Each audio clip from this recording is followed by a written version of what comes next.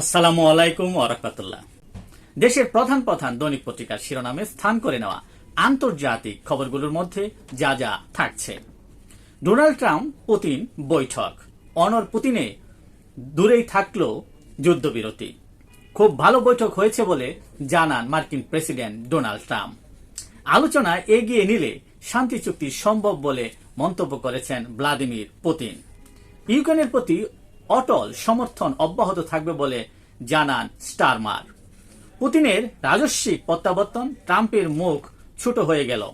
Alaska বৈঠক ট্রাম্পের খ্যাতি নষ্ট করল বলে মন্তব্য বা প্রতিবেদন ছাপিয়েছে বিবিসি বিশ্লেষকরা।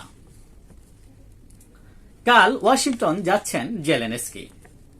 ফিলিস্তিনিদের দক্ষিণ সুদানে স্থানান্তরে আলোচনা চালাচ্ছে ইসরায়েল। আমি প্রেসিডেন্ট থাকাকালীন চীন তাইওয়ানে হানা দেবে না, আলাস্কায় বৈঠকের আগে গণমাধ্যমে দেওয়া সাক্ষাৎকারে তিনি এ মন্তব্য করেন। পাকিস্তানে ভয়াবহ বন্যায় মৃতের সংখ্যা বেড়ে ৩ শতাধিক ছাড়ালো। ইন্দোনেশিয়ায় ফ্রি মিল খেয়ে ৩৬৫ শিক্ষার্থী অসুস্থ, সাময়িকভাবে এ কার্যক্রম স্থগিত করেছে কর্তৃপক্ষ। এই ছিল দেশের প্রধান প্রধান দৈনিক পত্রিকার শিরোনামে স্থান করে নেওয়া গুরুত্বপূর্ণ খবরগুলো, যা নিয়ে এতক্ষণ আপনাদের মাঝে উপস্থিত ছিলাম। আশা করি আপনাদের ভালোই লেগেছে।